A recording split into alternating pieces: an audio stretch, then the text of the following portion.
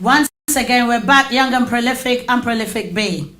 We are now on a holiday mode. Today's bank holiday, and I've grabbed these young men to come with me. So I know that I've cut short your social life, but you know what? It's good that you guys are here because I am so proud that I've got some lovely young men down here. Okay, I want you guys to introduce yourselves. Nana, please. Hello everyone. I'm Nana. I'm 19 years old. I'm from Hackney. Currently, I'm working at the Treasury, and I plan to go to uni next year. Kieran? Hi, my name is Kieran. I'm 18 years old. I'm from Hackney, and I currently do economics at Aston University in Birmingham.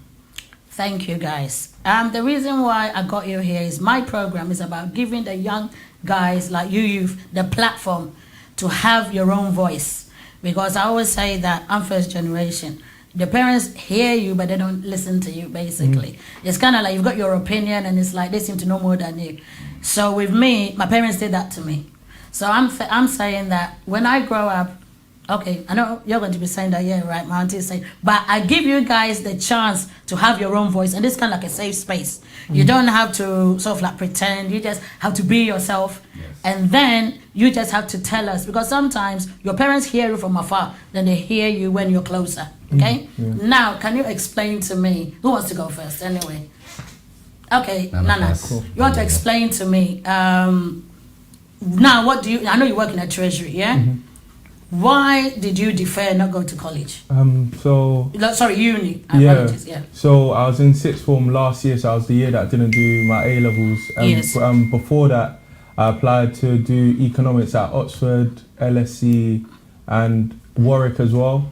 And the sort of student I am, I didn't want to sort of go to any other uni. And when I got rejected from those unis, I decided it'd be a better use of my year to sort of get experience. So first, I remember I was offered a job at my local council, Hackney Council, Yes. but also after that as well, I got this opportunity at the Treasury as well. So I thought that would be a better use of my year this time around than going to uni. And then, so this year I've applied again to uni. Okay, not to be redundant, yeah?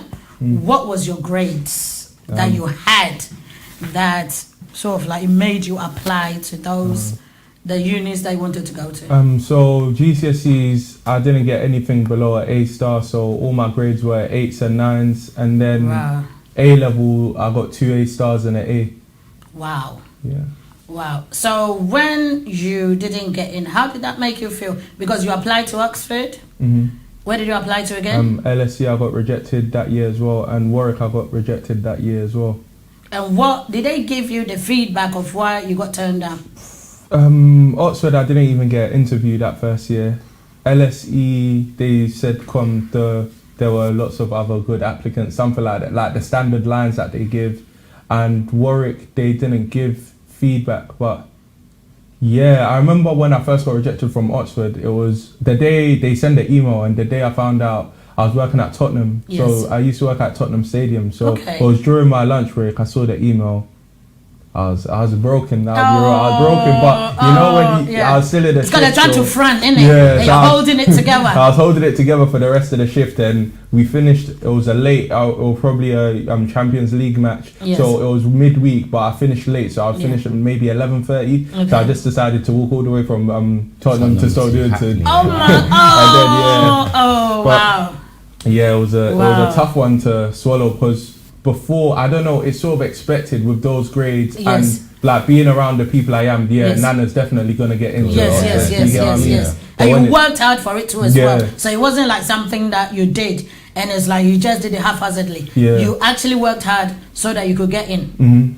Yeah. Wow. Yeah, I can vouch for him. Okay. Every day in the library. And Oh. yeah, every day. Okay, you're doing economics as well. Yeah. Tell us a bit of what you do, and you went to uni actually. Yeah, I went to uni. Yes, How? and tell us where Yeah. you So went. Yeah. I initially applied for University of Nottingham and Yes. University of Birmingham. Yes. However, I also got rejected. So I had to then wait for the new grades to come out when they did the new grades. When they screwed up, basically. Yeah. Okay. And then by then, all the spaces had been taken up for the course that I wanted to do. Apparently, those are popular unis for Yes. economics. So then I still wanted to go to university though that year. So then I chose Aston because it was only one place behind University of Birmingham. So Yes. I was thinking it's probably it's still a good quality university, so I was Yes. like, let me still go there, do economics and see how it is. But do you feel that now that you went to uni, you're getting good quality education? No, definitely not. Not because of the COVID. Yes. I learned better with teachers in the lecture hall. Yes. That would have been preferred for me, but with the online stuff and looking like with the seminars online and lectures online, I'm not really confident with that. So I don't really think it's as good as it was. Like Do you before. think you would have actually deferred it if you know what you know now? Yeah, definitely. I probably would have tried to find some work, try and get some experience instead in economic field instead of going straight to uni and then wait until next year where we probably would have been in a lecture hall, because I feel like in second year I'll be in a lecture hall, and then I think that would have been much better for me. I would have been more on track, more, yeah. Why did you choose economics? Because I'm going to come back to you and ask you why. Yeah, I like that subject more in the year 1 of my sixth form. Year 2 I was more of a psychology student. However, I had already made my mind up by year 1 that I want to do economics in uni. Okay. And then after that I will go into investment banking. Okay. So yeah, I felt like that was my strongest subject in sixth form. Okay. No. It's I'm still going to go back to when you chose economics. Why did you choose that? That was probably my strongest subject. So I remember A-levels, I chose maths, economics and chemistry. Chemistry, I didn't need to do it. I was probably the only one in my chemistry class that wasn't going into science after. So all of the people in my class were either going into medicine or going to become do physics or that sort of thing. But me, really and truly, I only did it because it was hard and I liked it at GCSE. So you liked the challenge, basically. Yeah. And I heard chemistry was the hardest A-level. That's why So it was a challenge. Yeah. And then, but it was during GCSEs when I was doing economics STEM, because my school offered economics at GCSE, and I was like, I really like this subject. I'm strong at it. It makes a lot of sense as well. It's very practical. So you're learning stuff that's actually going in, on in the world. Yes. So I thought, yeah, why not this subject? And it got to year 12. Because I did it GCSE, I was far ahead of most people in my class. Okay. Anyway, so I was already getting full marks in most exams. So I was like, yeah, this is what I'm probably going to do at university. Okay. When you got turned down in those, when you got turned down at those universities, how did that make you feel? Yeah, as I said, it was tough because obviously knowing the sort of student I am, the grades I've been getting before, it was quite difficult. Obviously, you automatically think it's probably a race thing, it's probably a class thing, those sort of things. But yeah, it was very tough to take in. I had in my mind that results day, normally they do adjustment, so you could try getting through there, but there was no adjustment this year as well. So I remember even results day, I came back home, got my grades, whatever. It wasn't, although I got the grades I got, it wasn't really a happy day, because even when I got home, my mum was like, oh, let's quickly go to LSC. So we even travelled all the way to LSC for no reason. There was no one even there. So even we went to the admission, no one even knows this. Me and my mum walked around the campus place in LSC trying to look for the admissions people, but really and truly all of them are working from home, calling. They're all saying that, yeah, there are no places, there's no this, no that.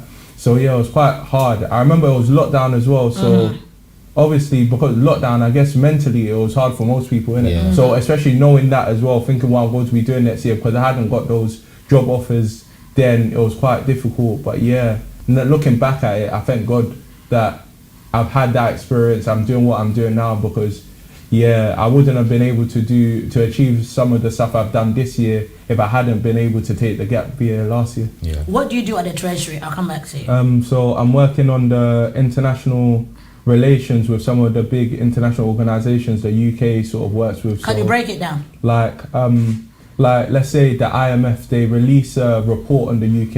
Okay. It's like a credit rating report on the UK. Okay. And I help to I work with my team to help organise that. So give them the information that Just they for the need. UK? Yeah, just for the UK. And then there are other organisations that do it as well. So the OECD, they do one as well. I bet you're wondering, why is this woman smiling? I've not gone cuckoo. I was trying to find out whether you could do that on Ghana. They probably do one on Ghana. So you're not privy to that. I work for HMT in Her Majesty's Treasury, so it's only the UK. Fair enough. But yeah, it's been a great experience so far. I've learned a lot, probably more economics I've learned whilst working here than I did in my whole economics A-level. So yeah, very good experience. Kieran, I know you've been at home. What have you been doing? I know we've had a very tough year. Yes, we have had a tough year, but at home, most of the time, if I'm not doing my work, most of the time I work during the night. I work better in the night, so during the day I'm not really as active. So when I get in the night, I do all my work. I go do my lectures in the night, seminars, because the lectures are already pre-recorded, so I can actually do. I bet I keep smiling, and I bet he's wondering, why is this woman smiling? Because I know you're playing your games at night, but I keep going. No, not really. I mean, I play games occasionally, but not as much as I used to, like during lockdown. That's because once I've got to uni, it's just I'm older than that now. Everybody's doing their work. There's nobody to even play with, so most of the time I'm doing my work. So if I'm not doing my work, then I like to write music in it. So I do music. I listen to music all the time. So I write my own music during the night, and if not, then it's just to and from doing work or writing my music. Okay, you guys live in Hackney. Yeah. And living in Hackney, I know there's a stigma that all of a sudden you live in Hackney and you're dumb, you are this, you are that, you are that. I'm just saying that naturally it's a crime ridden. That is how they actually stigmatize you on that part. Have you ever felt that in those terms of societies, like when you go out, have you ever been stopped by the police? Yeah, I've been stopped by police multiple times. Yeah, a couple of times actually, yeah. Been stopped in Highbury one time because... What were you doing? Were you walking or were you... Yeah, I was walking. I just left the barbershop, but I was with a group of my friends. Okay. And then they stopped us saying that there had been a robbery after one of the Arsenal games. We matched the description. You lot matched the description? Apparently. So we matched the description, so they wanted to talk to us, but we weren't comfortable. We didn't really want to speak to them, honestly. So, yeah, but... What did they do? They just spoke to us, really, stopped us, searched us, and in the end they just let us go. So yeah, but... Have you ever been stopped? Have I been stopped? I think so, but it's only minor stuff like I match a description, that sort of thing. So it's kind of like all black guys match a description. Yeah, I guess so. I mean, and to be honest, I feel like everybody has been stopped before, like, and it's not really, it shouldn't be normal, but it is normal. Like I've been stopped in Birmingham and I've only been there for a couple months. Oh yes, I was going to come to Birmingham, yes. Yeah, I've only been there for a couple months and I've still been stopped. And you fit a description? No, that's for other stuff, like just... walking around and being black? Basically, yeah, I guess so. So when you have decided that I want to be the best that I can be, and this happens to you, how does that make you guys feel? I guess, I don't know, it's just that it's kind of been normalized now, and it shouldn't be normalized, but because of the area that we live in, and it happens to everybody, I feel like because of our age group, loads of people have been stopped by police because of all these gangs, and that, so to us, it's just it's become a normal thing, to be honest. And it's, yeah, as I said, it shouldn't be normal, but we just get on with it. I guess it also, but to flip it sometimes, it makes you want to go harder. Sometimes, like, everyone having this perception of you, this narrative of you. Like, even, I remember there's certain places I've gone, so I used to do rowing, let's say, and that's a majority white sport. Nearly everyone, so there'll be competitions where, let's say, there are 500 athletes, I'm the only black kid. Wow. So there are like, so there's already a narrative and a perspective of you already painted then, but then even in those situations, it already makes you want to go harder. It's like even when you go to like certain business places and big places, like people already have a perception of you, they've already stigmatized you in certain ways. Sometimes they even feel sorry for you They do? in a certain way, but sometimes it just makes you want to go harder. When you say they feel sorry for you, please can you sort of like explain to me why it's like a bit of pity. So they'll say, "Oh, you're from Hackney." Like they think it's like Chirac or something. Like people are getting killed every day. That's how they feel. So when you're there's a lot of pity. Like, oh, it must have been tough growing up. So blah, that blah, stigmatization is what you guys actually sort of like telling me now is because you come from Hackney. All of a sudden you are from a single parent family. You are and so how do you sort of like maneuver that?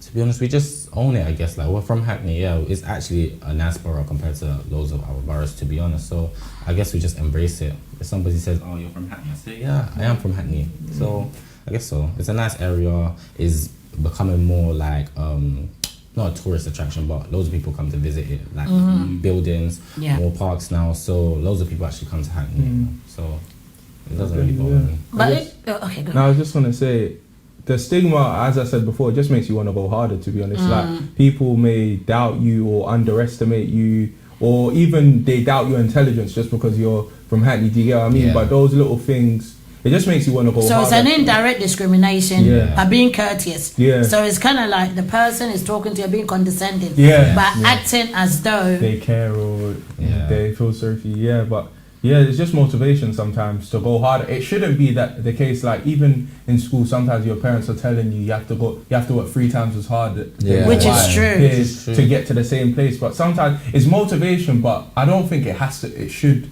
Yeah. It should be like that. Although we're using as motivation now. Yes. Like in the future, I'd hope that my kids don't feel that they have to work harder just because they're black. Like work hard because you want to work hard and be the best, rather than because you're black. And even then, you're only working harder just to get to the same place. Yes. As somebody else. Yeah. You know, so sometimes do you feel that it's a bad thing that we had you guys in Hackney? Because I moved from South and I moved to Hackney. Yeah. And when I look at when I look at my family, then you know, like the family that we raised is one of those things that we didn't talk to you guys about, those experiences, because I know I didn't speak to my kids because I felt they are good boys. Same. I know your mom didn't speak to you, your dad didn't speak to you about it because we feel you guys are good boys. And then when that happened to you, does that surprise you? Because I know what we talk to you about is like girls, and you know, because today you're asking me certain questions that I was trying to take the fifth, innit? Yeah. Yeah. Is it? Yes. I feel like what was I come to say?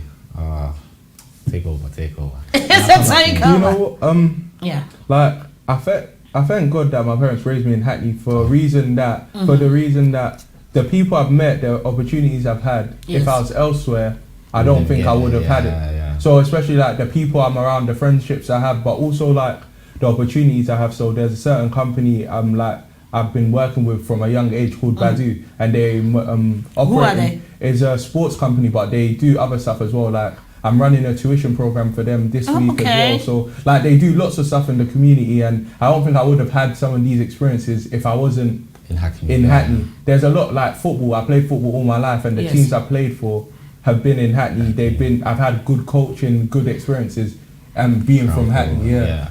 I feel like Hackney's character building. So apart from like like school life and that, I feel like just everyday life, how you have to move on the street. When it comes to the girls and all of that, like it's just been a character building experience. And I lived in Hackney all my life, but one part was in Stamford Hill. Now I live in London Fields, but it's been 2 different experiences because since I moved. What is the difference between the like the Stamford Hill and Hackney Fields? To be honest, when I was in Stamford Hill, I was much younger, so which is may not have experienced it. But I feel like moving to London Fields is just that it's been a bit more dangerous than it has. I've been like not involved in gang stuff, but like you've been approached by more people. Okay. It's just a bit trying to get you in. Yeah, not get me in, but just a simple robbery or stuff like that. So it's just. Hang on a second, they're trying to rob you. Yeah. And I bet you never told your mom, innit? Or there was one time that you told them, because with us we panic, innit? Yeah, but the thing is, I've never told my mom, somebody just tried to rob me now. I probably told my mom like recent years, even though it's happened ages ago. That's because it has been normalized. Everybody gets stuff like that. So it's just been character building. So, but from those experiences, you just learn how to move on the street. How did you handle that? No, I'll come to you. How did you handle that? I feel like every single situation like that is different, so you can only act on the spot. So sometimes you just have to drop your pride for a second. If somebody's pulling out a knife on you, you just give them what they want, to be honest. But I've never been robbed. But it's been an attempt. Yeah, it's been an attempt. But how do you diffuse that? Because I know that before the person steps to you, the person believes that they can take it from you. But there's something that you would do that will counteract that. So how do you counteract that? Sometimes we're in numbers, so it's like we just stand our ground. If we have to stand our ground, then we will. Hopefully it ends out the better way than the worst. So most of the time it's been me standing my ground.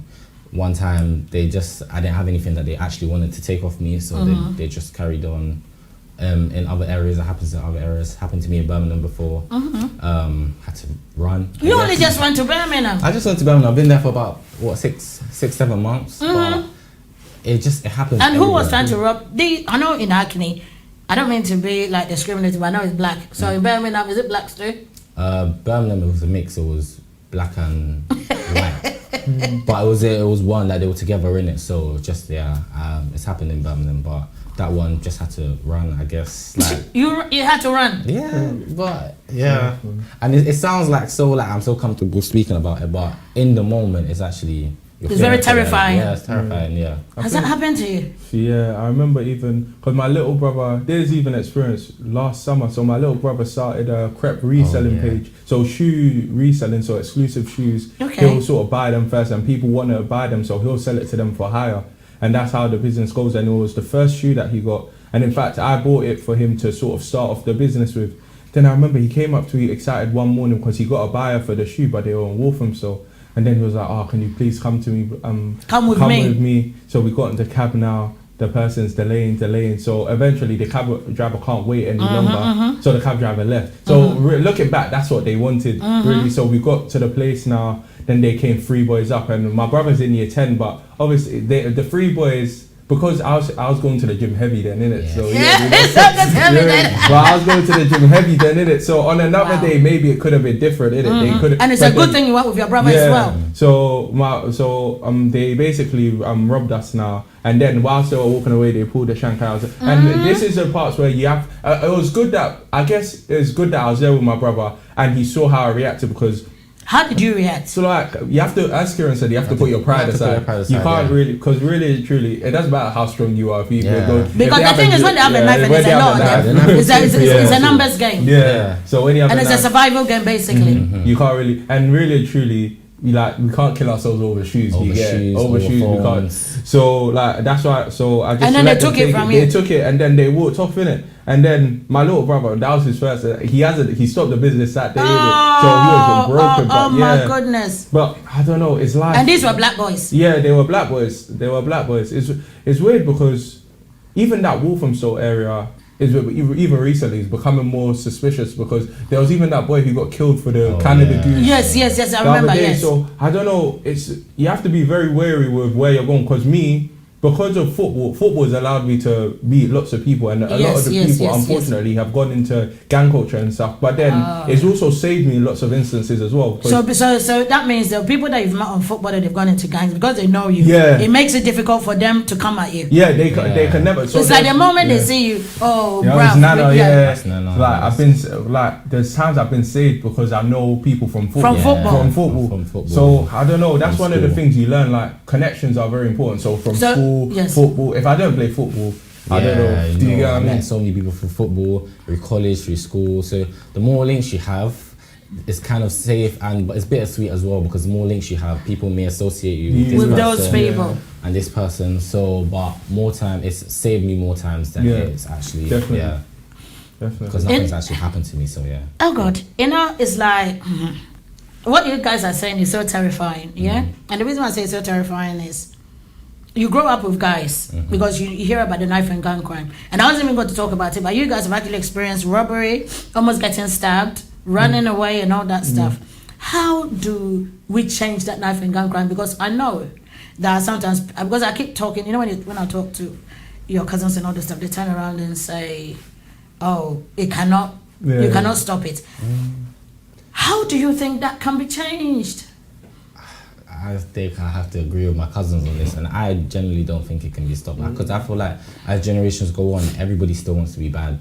So like they look up to their elders and then they just join, they follow on. There's people that I know that have done that and now they're not in a good situation now, prison or elsewhere. So I don't know. I feel like everybody will just look up to somebody, and everyone looks up because the same way we look up to be good as people that we admire. Yes. They do admire, and it's just probably from their upbringing or the area that they live in. I just feel like it's just a coincidence. Like they just, I don't know. I don't think it can be stopped. I think it can.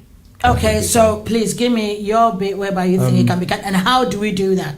Because I know there's all these marches that stop knife and gun crime, stop this. The marches, they raise awareness, but apart from that, I think there's societal issues where we idolize sort of the wrong people. So let's say, for instance, the young people now, instead of looking to, let's say, let's say 5 years, Kieran's going to be working in a big investment bank. Yes. No eyes would be on Kieran. There would be no attention on Kieran, but instead the spotlight would be on maybe the gangster rappers, maybe footballers, maybe actors. But then they're not seeing enough, maybe not considered normal people in good places, earning good money.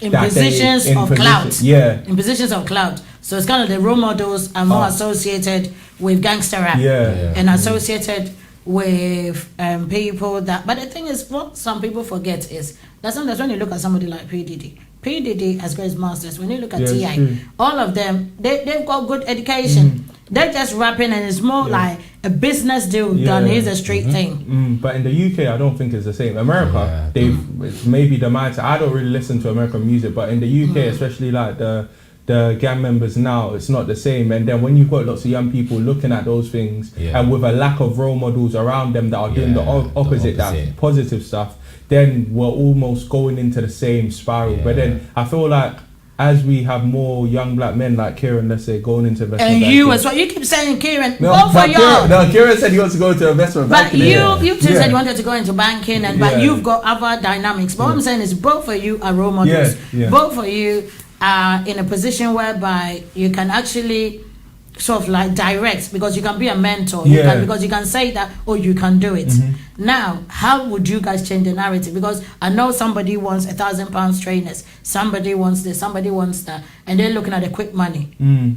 How, you said you feel that they can change it. How do you think? Because everybody is kind of like death. Everybody feels that, how can we cure death? Now, not even gun crime has become that. How do you think the narrative can be changed? Because you said they can't, you said they can. I think what you said is mentoring is a key one. So not only having those, not only being able to see people in these positions, but also interact with them as well. I think is very key as well, because it becomes more relatable. So you know, if he's from ends and he was able to do that, I can definitely do that as well. So especially what I realize is when you're brought up in the hood inside like the area, your perspective of life is very close.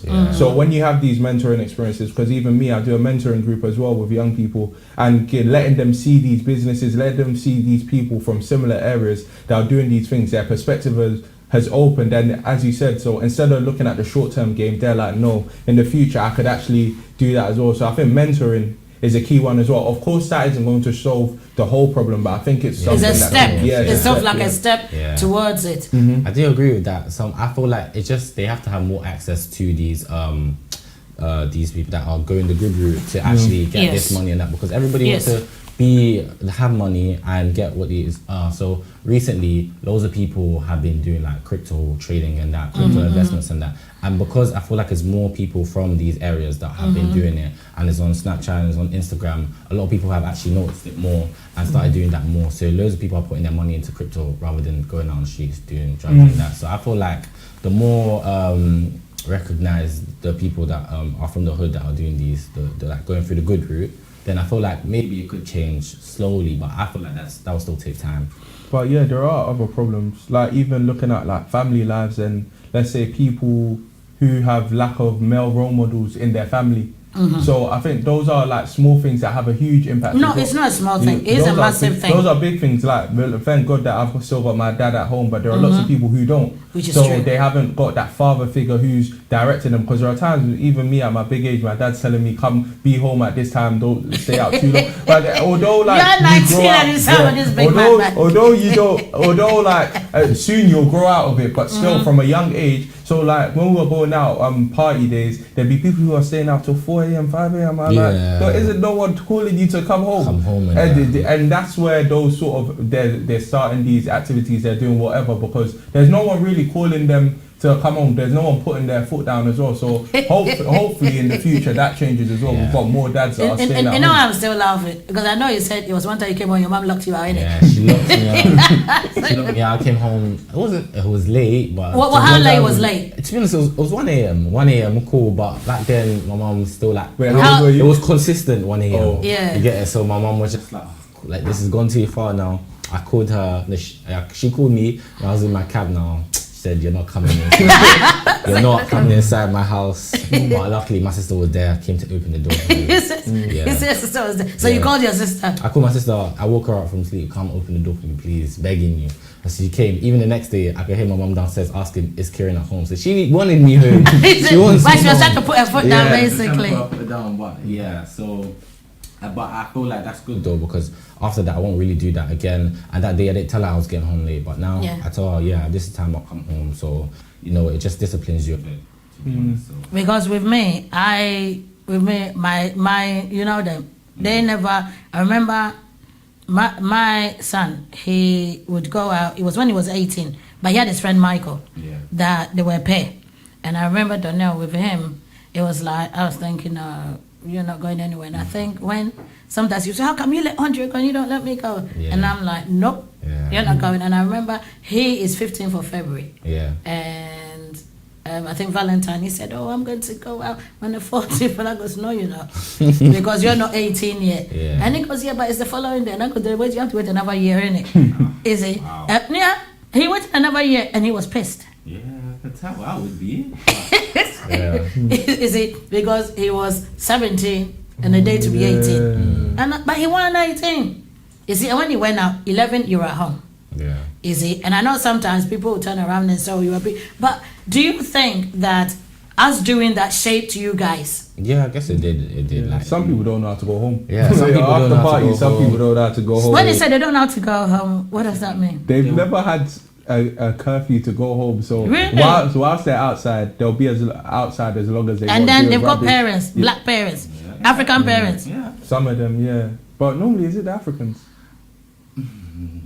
It's so and so. I don't want to say this. You don't want to solve because put I have anybody in examples from everywhere. So but they do know. Could be the next day, even in the afternoon, still out from the day before. It's important to get a balance, so because even when you look at when people go to uni, some people they're wild out, isn't it? Yeah, some people they were kept at home for so long, caged birds. That when they go to uni, that first sense of freedom, they don't know how to act. They don't know how to act everywhere. So if you really had a taste of that life, you know how to even conduct yourself. You won't be doing too much in uni. So because eventually all your parents want you to go uni, but they don't know what's really going on in uni. Yeah, I mean. Yeah. Okay, so when you've got friends that they drink and they take drugs and they do all those stuff, do you guys do any of that? I guess when it comes to drinking, yeah. So not heavy drinking and stuff. Not heavy, but drinking at parties, Okay, how do you control? Because I remember today somebody asked me that would I judge people that they drink, and I was saying that there's certain sides of my family, which that with them they can drink you under the table. And there's certain parts of another side of my family too that they can't drink even a teaspoon of a drink. If you've got a friend that he drinks and it impacts on how he behaves, how would you address that? You just have to discipline. You just have to tell him come on, you're the way you're behaving, this and that.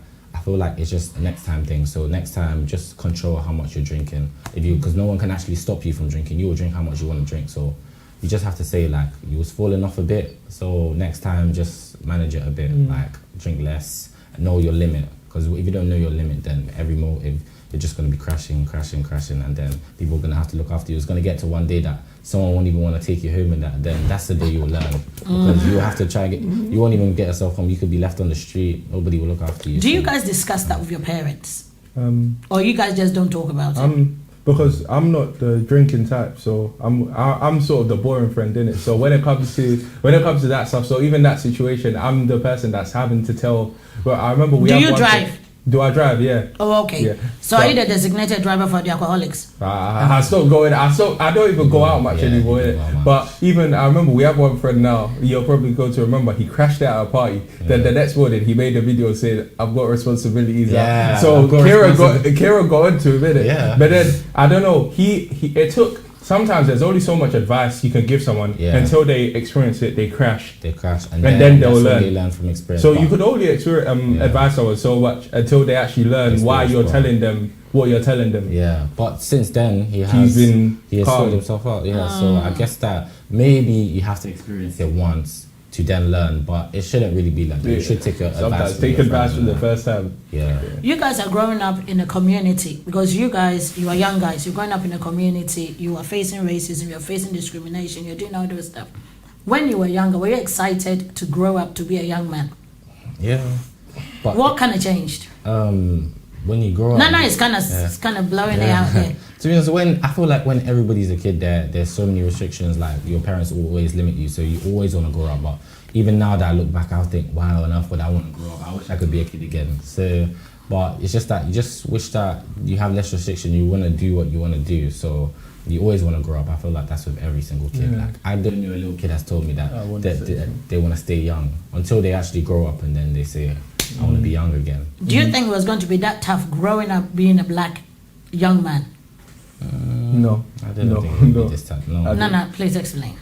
Even just looking at myself in terms of uni-wise and education, because I don't know, in secondary school, primary school, you never really think about it. You always think, I'm just going to get my grades and everything's going to be good and smooth sailing. But it's just maybe after secondary school when the race issues comes and those sort of little things happen, and that's where you realise, because when you're young, I don't think you necessarily realise that you're black, if that makes sense. Yeah. So you live like a normal kid, everything's cool, everything's smooth sailing. It's only maybe after secondary school, some people like sixth form maybe, that's when you start to realise the issues and stuff. So I think when I was young, I didn't really realise that there'll be problems. It's only when I got older that they hit. Have you guys been to Ghana before?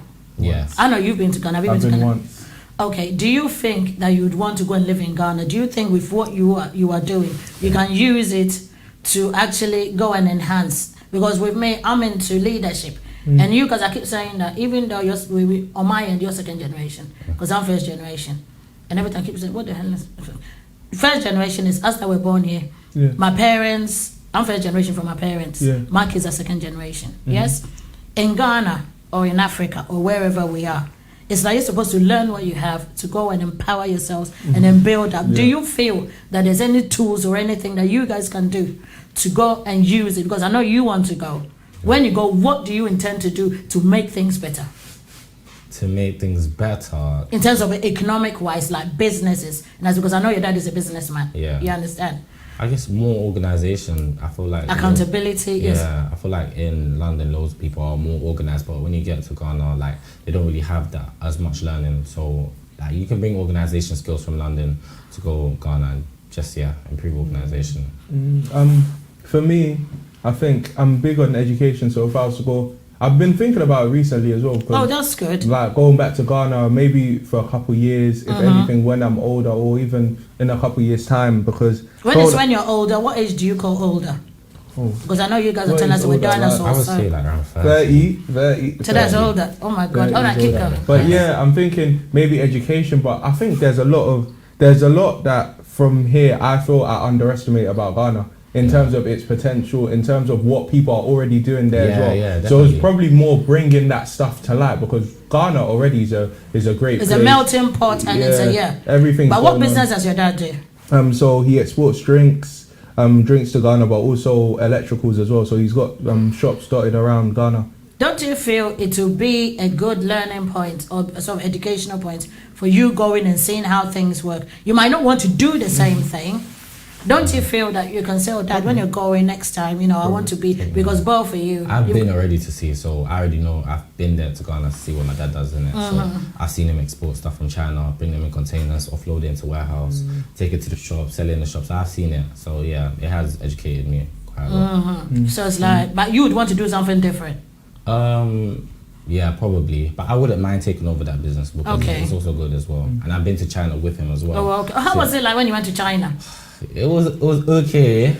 It's okay, but I feel like we're talking about racism here. The racism there. It's just, how was it? It's just that like they just have never seen black people before, so you can't. They really have blame seen black people. You know when is it? No, they have. But there was a time I experienced like when I was in the train station, a big train station, like bigger than St. Pancras and all of that, and me and my dad were the only two black people there inside. And there's hundreds of people. Hundreds of Chinese people. Yeah, people taking pictures. Everything. Of you two. Imagine back to back like this and that, and they're pointing at me in my face like this. Like it's too much. I don't know. I wasn't comfortable at some point. So yeah, just like. So you wouldn't want to go back there again. So weirdly enough, I actually would want to go back there because I did actually enjoy it, but it just some experience. The experience was a bit uncomfortable, and that's just too much. And me, I feel like I'm a short-tempered person, innit? So you're short-tempered. Yeah, I am. Like I know I seem calm and that. What I'm a short-tempered person. Like I wouldn't really like somebody pointing in my face. 100%. Yeah. So, but because I know I am, I know that I'm in foreign grounds. I can't really start an argument with somebody because it's all against one. You get 100%. So, yeah. So how would you have handled that? I know you're calm. What can you do? What can you do? What can you just do? have to turn around. Yeah, honestly. you just have to face your front, innit? Yeah. You can't really, because you're actually in a foreign land, innit? Yeah, you're in a foreign land. in a foreign land, and I guess it's probably not. You're not the first person this happened to. Yeah. Okay. You're probably not the first person it's happened to, but yeah, I'll just face my front and carry on, innit? Mm-hmm. What else can you do? Yeah. No, but as a black guy, we've got 5 minutes left, so I want to sort of like kind of make it brief. Oh, okay. Okay, so when you hear that Chinese people go to Ghana and they're doing loads of stuff, doesn't that infuriate you? Yeah, it does. Because from your experience, Yeah. if you go there and you're like you're being, it's like they look at you as a stage monkey basically, and then they come to your country And then they're doing that.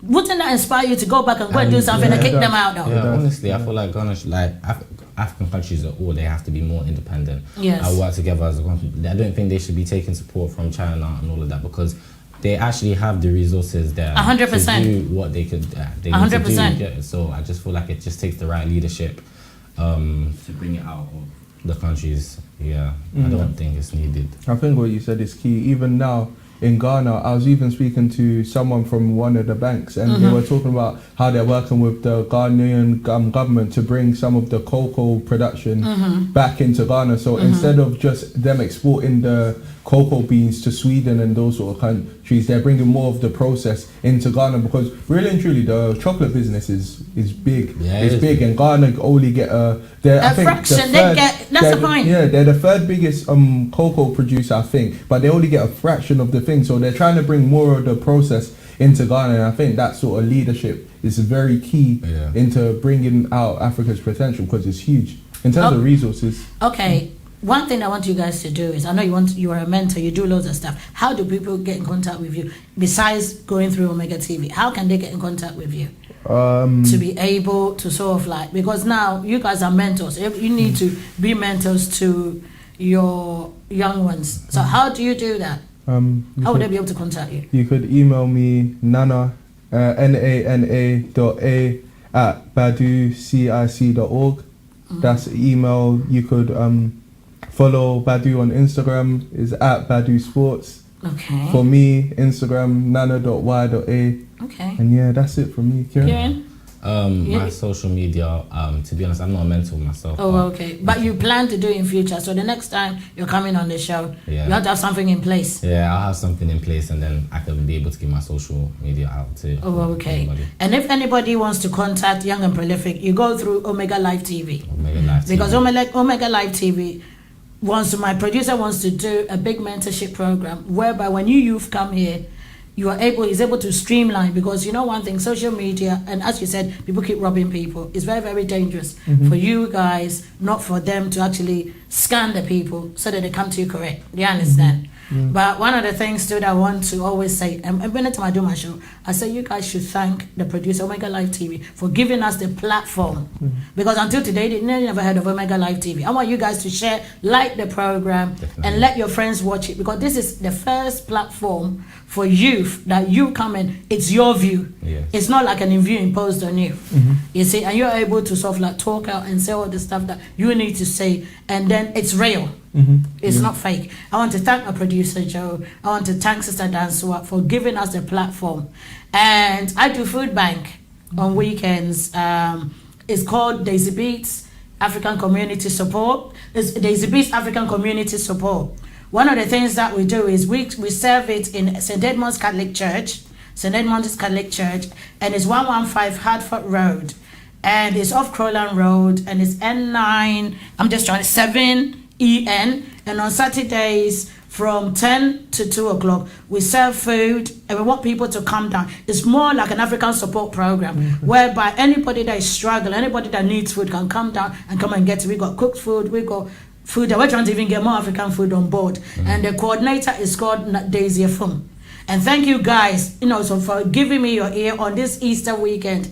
I want to thank, and one thing before I go, let's pray for DMX because he's on life support. He's one of the women. I'm an R&B person, and I want everybody to pray for him.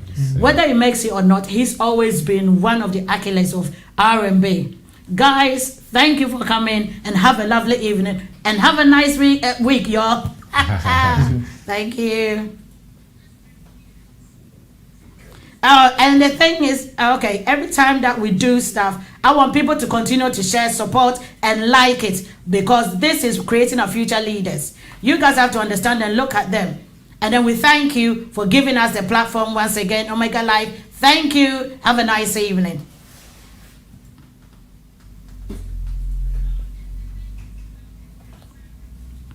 I look like vampires. No?